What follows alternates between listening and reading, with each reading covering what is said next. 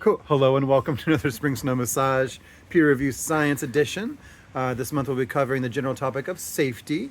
Would you mind introducing yourself and your credentials? Sure. My name is Birdie Shirtcliff. I'm the editor-in-chief of the academic journal Psychoneuroendocrinology.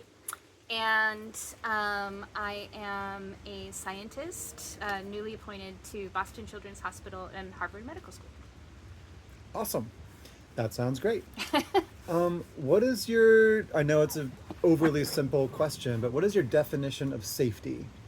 Yeah, so broadly speaking, my research looks at how the experiences that we have can get under the skin and shape our physiology and shape our bodies.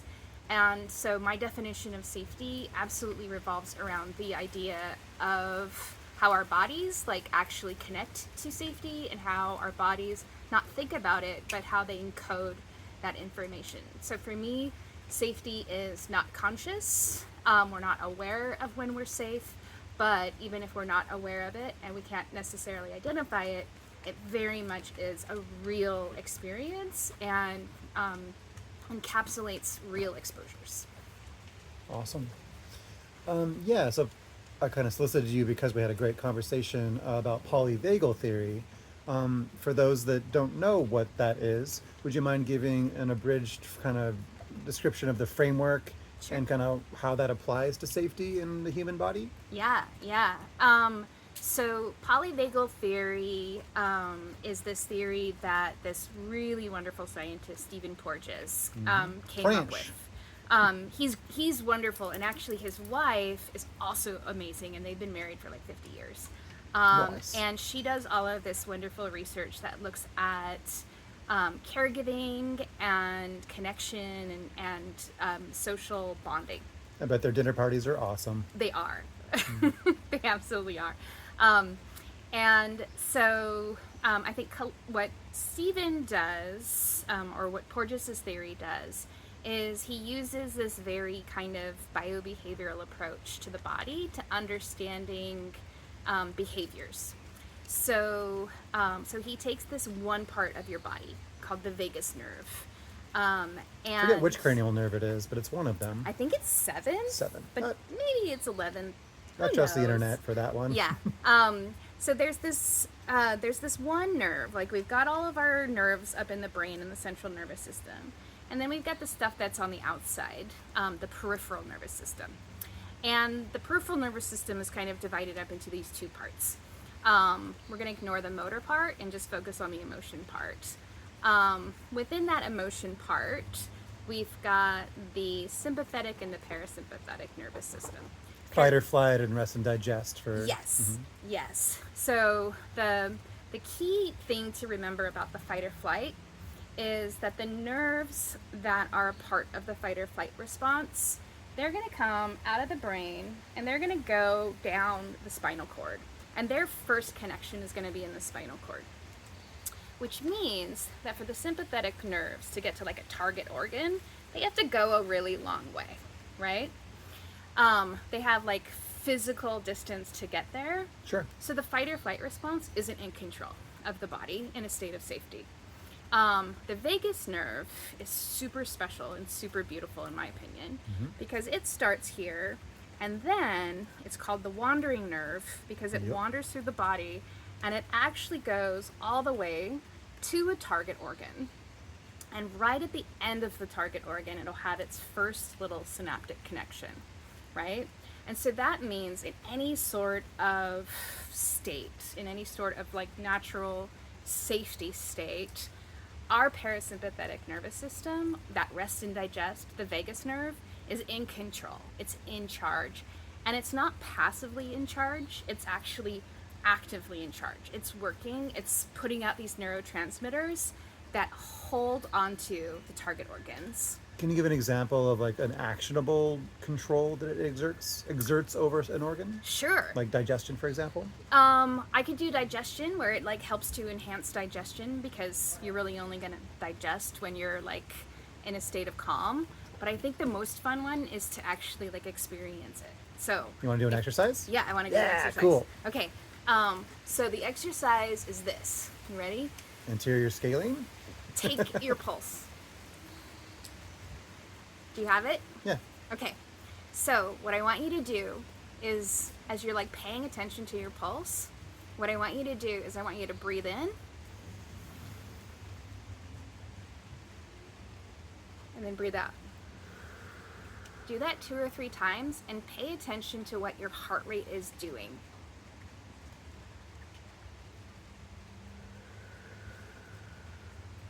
Do you feel it? Slowing down. It speeds up, it slows down, it speeds up, it slows down.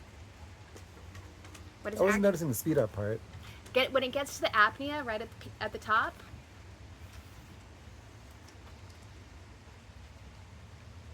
Now do you feel it? Yeah, I guess there. I mean, I don't know if it's psychosomatic or what have you, but I can like it's maybe like a quarter or maybe a fifth of a second difference. Yeah. With pace.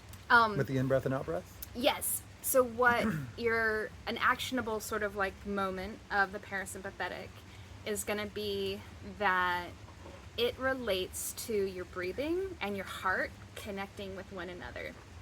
And so it's not that it speeds it up or slows it down. What it does is it connects the pace of your breathing and the pace of your heart, and allows them to be in not unison because they're different paces, but allows them to like sort of be in connection with one another. So the science word for that is respiratory sinus arrhythmia. So respiration just refers to breathing. Sure. Sinus refers to the sinoatrial node of your heart. So boom, boom, boom, boom. Muy importante. It's the lub-dub and the space between lub-dubs that it's going to be controlling. And arrhythmia just means like funky pace. Syncopated. So if you were having a very regularly paced respiratory sinus arrhythmia, you'd be in a state of fear. Boom, boom, boom. Your heart's pounding. Boom, boom, boom, boom, boom, boom, boom, boom, boom. There's not a lot of arrhythmia. There's a really regular rhythm. But if you're calm and you're peaceful, you've got that nice irregular rhythm where some breaths are shallow and some breaths are deep, and maybe if there's a sigh and maybe there's a yawn. But all of that is going to have these waves that go between your breathing and your heart. So arrhythmia being these alternating waves. And so is that in a nutshell polyvagal theory? So in a nutshell, our best measure of the parasympathetic nervous system, or this vagus system, this vagus nerve working, is that the vagus nerve is constantly sending out these waves to all of the target organs that they connect to. And then, like, if memory serves, the vagus nerve connects to like literally all of them. Pretty much. Yeah. Yeah, pretty much. But the ones that it loves the most are the parts of your body that have something to do with social communication. So if you can think about a part of your body that communicates, the vagus nerve is there. So we've done breathing. If I breathe, you're probably going to take a big deep breath. If I yawn, I will probably yawn because I see it, and you're then going to do it. It's social communication. It's just the way that it is. It's great. If I nod, you're going to nod. mirror. If I smile, you're going to smile, especially if I've got that Duchenne stuff going on where I actually use my eyes to smile. So all of these organs that are part of social communication, the vagus nerve is there, like gangbusters. Okay. So all of these parts of our body are getting this wave that says, you're good, no worries, we're good. We're going to just connect our breathing, we're going to just wander around, we're going to be in the space between breaths, the space between heartbeats. And that's the state of safety that your body wants to be in, and that your body communicates the best with other members of our species, or also other species as well. Okay. So, wonderful. How does this relate to the fight or flight response? My answer to that is going to be, if I were to suddenly go, "Rah!" like that, then you would go, I would. right? I would freeze up or fight or whatever. You would have that vagal control withdrawal. And so you're gonna suddenly be in a state that she's like I didn't feel safe with that weird sound she just made. Social communication. So what you would do if that actually scared you is you would have a jump scare, right? Okay. And what that jump scare is your vagus nerve being at that target organ and going, whoa. So now we're not in a state of safety. We're in a state of vagal withdrawal. And in a state of vagal withdrawal now, our vagus isn't in control. And now the closest distance for our peripheral nervous system to the target organ is no longer the thing that's right there in control because it's gone. Now that distance from the spinal cord to the target organ is the shortest distance to activity. So now we're going to be in a state of fight or flight. Not because the vagus nerve is doing something, because it's not doing something. So Okay. it's normally always on, now it's not. Now our sympathetic nervous comes in, and we're going to have blood rushing to organs. Yeah, I mean, I guess from my layperson perspective, I know that in fight or flight or rest and digest, the body prioritizes energy for different functions. Yes. Like in a fight or flight response, if you're running from a bear, your body prioritizes giving blood and energy to your muscles to run away. Yeah. Whereas if you're relaxed, it focuses more on digestion, Yeah. which is also pretty labor intensive. Yes. Is that Absolutely. Cool. Yeah. Fight or flight, rest and digest. Yeah, absolutely. and prioritization of actions? Yes, but the prioritization of actions is we prioritize rest and digest unless the cues in our environment say we can't. And then we have to run. Cues, you say? Yeah, the cues in our environment. If we're not in a place of safety, then our body says, hey, you're not in this place of safety. We're going to have to do something about that. To go back to that. The safe sympathetic space. is always there, always ready to come charging in, but the parasympathetic is saying, no, we're good, unless it says we're not. So we release that. Now we're going to have the cavalry charge in. We're going to have our pupils dilate. Our ears are going to pull back on the stapedius tendon, so we're going to hear different sounds. We're going to be attuned to hear sounds of threat. Our voices are going to not be in that sing-songy communication place. They're going to be drawn towards Lower. communication that's what's the word, impactful, right? Not communicating Terse. emotion. Terse. Yeah. Our faces aren't going to have all of that range. And we're gonna be called to action, whether that action is running or fighting or doing something else that is going to deal with the situation at hand. There's a third piece, and the third piece to this is when fighting or fleeing doesn't work. If you're in a situation where you're in mortal danger, where you're going to die, where these other resources are not gonna work, Sure. right? If somebody has a gun to your head, you're not gonna suddenly I'm not going to punch them. you're probably not gonna punch I'm them. going to fawn. Right. You're going to fawn, you're going to freeze, you're going to do nothing. And this is where the sympathetic fight or flight says, nope, I'm out. And so instead of that heart pounding, fighting, energy intensive thing, our heart rate actually drops like crazy. It is Like a possum? like a possum, yeah, yeah. Heart rate is low, you almost look dead, like a possum. And when you're in that state, you tend to dissociate out of your body.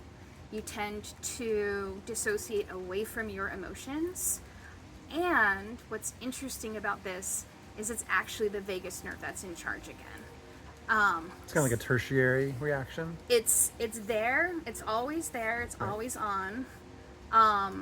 And it's always sending out these unmyelinated reptilian old signals that can get overridden by the sympathetic, and it can get overridden by the myelinated social communication vagus. But underneath all of that, peel away all of the layers, and underneath it is this old reptilian freeze response. And the freeze response is really adaptive if you're in this situation where if you do anything, you'll die. Yeah, so I think I did procure an interview with a bouncer or security person that I haven't scheduled yet. Like, I don't know, that was kind of my curiosity around like this month. Yeah. Is to like how would you convey these concepts to somebody who like deals with like active gunshots on like a daily basis, or like, you know, protects people that are getting roofied, or you know, things like actionable, not safety. Yeah, yeah. Identifying that sort of stuff. Yeah, how do you identify when someone's not in a state of safety? Or when you yourself are not in a state And of or safety? managing it Okay. in again the security professional context. I would say first, it's really hard to recognize yourself when you're in this state of dissociation or when you're in this state of the unmyelinated vagus. Like shock, would that be like, would Yeah. the term shock fit? Yes, Okay. absolutely. Yeah, if we look at, like, for example, photographs of people when they saw the planes go into the two towers. Oh, yeah. They weren't showing emotion. It was flat, completely flat affect.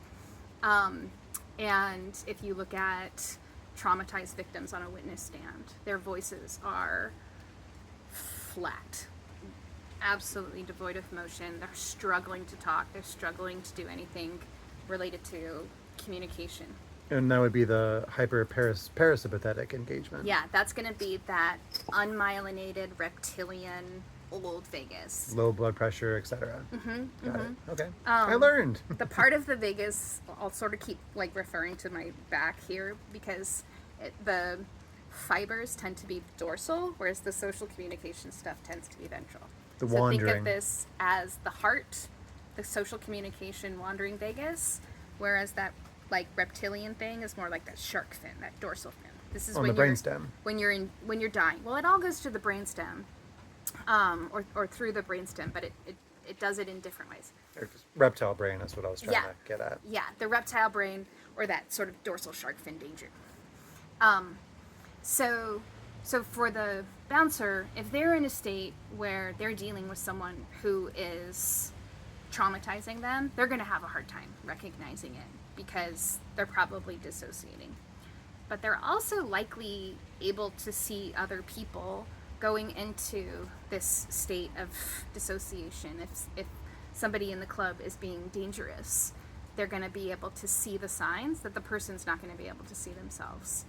And they should listen to those cues, and they should pay attention to them. And those cues aren't going to be somebody saying, hey, I need help, by the way. It could be a shutdown or a... They're going to be silent. They're going to be shut down. They're going to not be putting somebody away.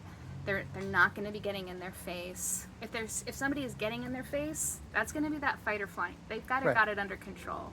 But when you see someone shutting down, socially like disengaging, maybe physically, literally sort of collapsing Posture. in on themselves, that's the person who's in that reptilian dorsal fin danger zone. Okay, that makes sense. Cool. Thank you. Sure. Yeah, so like last question, and then we can go wherever we want to from there. What is exciting your brain these days in regards to like the most cutting edge science you're exploring? The most cutting edge related to polyvagal theory, because I'm actually obsessed with bones right now, but related to polyvagal theory, I think the most exciting part of this that I see happening is that if we can, as a science and as a group of people, if we can start to recognize all of the ways that trauma exposure shows up in our Did you define bodies. trauma exposure in this context? Sure. So I would describe trauma exposure, if we were going to do like the diagnostic statistical manual definition, it's exposure to a life-threatening event. And that's really limiting, because it doesn't include chronic exposures, it doesn't include Like complex exposures. Complex PTSD, etc. Exactly. And it actually excludes a lot of the really traumatizing experiences, like betrayal, racism, discrimination, all of these things that really get under the skin and make us die early. They focus on events and not the outcomes. When we look at the outcomes of trauma exposure, and then backpedal and say what were the events, the ones that really kill us are the ones related to the disruption of the social communication aspects. So that beautiful, wonderful polyvagal theory that says my heart and my breathing and my face and all of that stuff, when we have betrayal, when we have social interactions that make us question the core of our humanity and other people's humanity, that's the shit that kills us. And what I am fascinated with is that that's the stuff that we can use polyvagal theory and polyvagal safety to show that how that process happens. Like in more clinical terms? In more clinical and more physiological terms. So, for example, one of the target organs of polyvagal theory that we talked about was skin, right? And so I know about that. if we look at people who, if we look across species, right, we can see the skin as a target organ of emotion, right? If Bowie gets scared, his fur goes like this. If Papillary contraction, etc. humans have that happen, we can also feel it, Sure. and that information gets communicated to our brain, and it goes bidirectional. And when that happens chronic and over and over and over again, the fact that our vagus nerve isn't there saying you're cool, you're calm, you're okay, our skin starts to look gray. It changes because it's not getting that blood flow. We look physically different. We physically age quicker. We get wrinkles in places that we didn't have before. We actually will lose our hair, and not in male pattern baldness kind of a way, but in just like tufts of it will come out. Just from the stress. From stress, yeah. From that trauma exposure. We can also use polyvagal theory to understand the physiology of when somebody is experiencing trauma that they might not be able to identify themselves. So, for example, when that vagus nerve withdrawals, when we're going into that dissociation state, and our ears have that little stapedius tendon pull back, people who've experienced trauma have this buzzing, and they're like, oh, it's the strangest thing. I have all these ear problems. They don't have ear problems. They have polyvagal problems. I work on the trigeminal nerve area all the time. It is always tight. Yes. I have this thing that I tell my students, which is, have you heard this like phrase? It takes, I don't even know the number of muscles. It takes such and such numbers of muscles to smile and such to frown.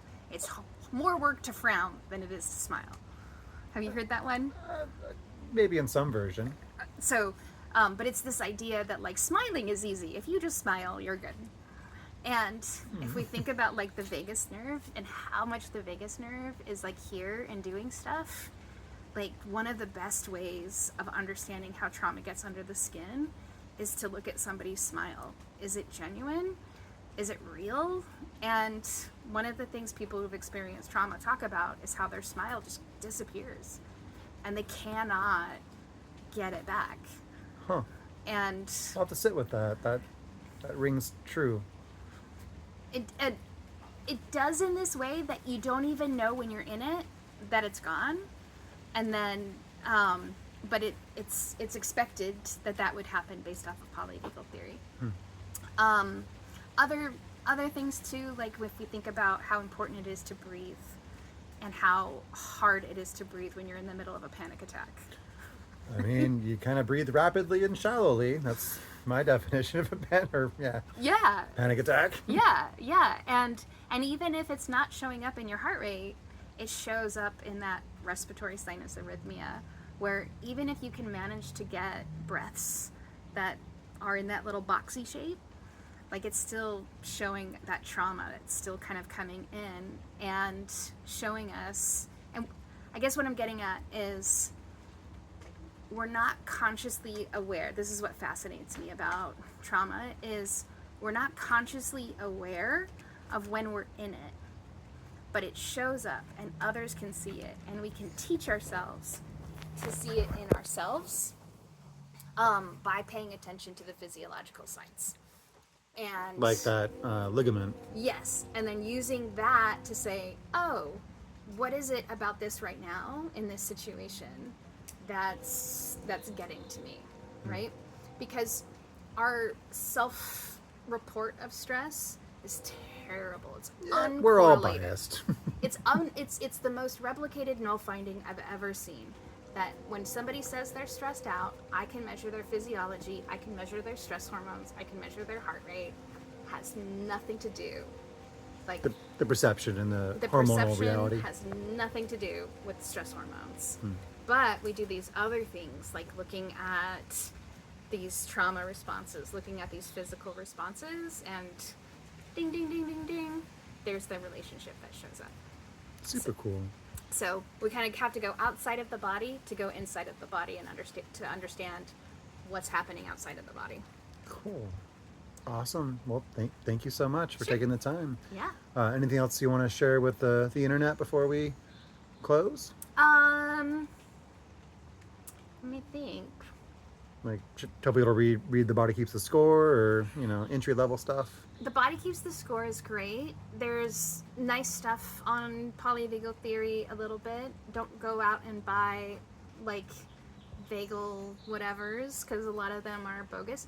Buy my stuff. But don't buy my stuff. I'm good. I would say never underestimate the power of breathing. Yeah, like, for a couple of years now, I've just had clients go through exercises of just breathing out longer than they breathe in, and that has seemed very effective. Yeah. In that kind of biohacking kind of context. Yeah. Never underestimate breathing, a really good smile, or a deeply satisfying yawn. All right. Great takeaways. Sure. Well, thank you so much, Yeah. and we'll see you out in the universe. All right. Thanks, Garrett. You're welcome.